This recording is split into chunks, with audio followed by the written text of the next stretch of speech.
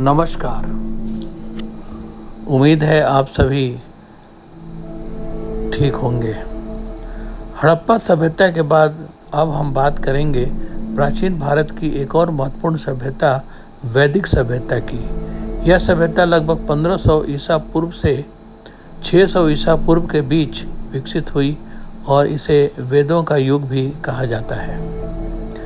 वैदिक सभ्यता का संबंध आर्यों से माना जाता है जो मध्य एशिया से भारत आए थे। उन्होंने यहाँ बसकर एक नई संस्कृति और जीवन शैली की शुरुआत की। आर्य मुख्यतः पशुपालक और कृषक थे और धीरे धीरे उन्होंने अस्थायी रूप से बसकर समाज का निर्माण किया। वैदिक सभ्यता का मुख्य आधार वेद है। 4 प्रमुख वेद हैं: ऋग्वेद, सामवेद, यजुर्वेद, अथर्ववेद। इनमें धर्म, ज्ञान, संगीत और चिकित्सा से संबंधित महत्वपूर्ण जानकारी मिलती है। इनमें से ऋग्वेद सबसे प्राचीन वेद माना जाता है।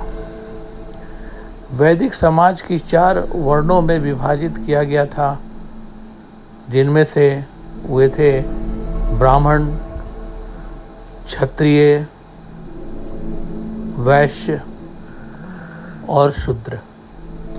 समाज में परिवार का बहुत महत्वपूर्ण स्थान था और संयुक्त परिवार प्रणाली प्रचलित थी। इस काल में महिलाओं को भी शिक्षा और धार्मिक कार्यों में भाग लेने का अवसर मिलता था, जो समाज की उन्नत सोच को दर्शाता है। धार्मिक दृष्टि से वैदिक लोग प्रकृति और शक्तियों की पूजा करते थे। इंद्र, अग्नि और वरुण जैसे देवता प्रमुख थे। यज्ञ और हवन उनके धार्मिक जीवन का महत्वपूर्ण हिस्सा था, जिनके माध्यम से वे देवताओं को प्रसन्न करने का प्रयास करते थे। शिक्षा के क्षेत्र में वैदिक काल की व्यवस्था अत्यंत प्रभावशाली थी। गुरुकुल प्रणाली के अंतर्गत विद्यार्थी अपने गुरु के आश्रम में रहकर शिक्षा प्राप्त करते थे। यहाँ उन्हें केवल ज्ञान ही नहीं बल्कि अनुशासन, नैतिकता और जीवन जीने के मूल सिद्धांत भी सिखाए जाते थे। आर्थिक दृष्टि से वैदिक काल में कृषि और पशुपालन मुख्य व्यवसाय थे। गाय को धन का प्रतीक माना जाता था।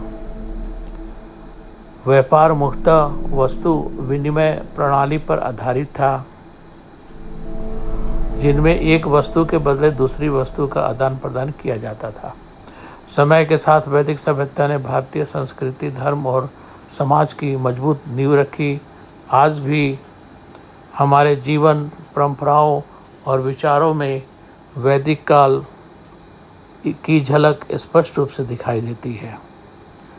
इसी के साथ हम समझ सकते हैं कि वैदिक सभ्यता केवल एक ऐतिहासिक काल नहीं बल्कि भारतीय संस्कृति की आधारशिला है। दोस्तों, वैदिक काल, हड़प्पा सभ्यता के बाद वैदिक काल सबसे अच्छा। अगर आपको ये वीडियो पसंद आए तो कृपया सब्सक्राइब और लाइक ज़रूर करें।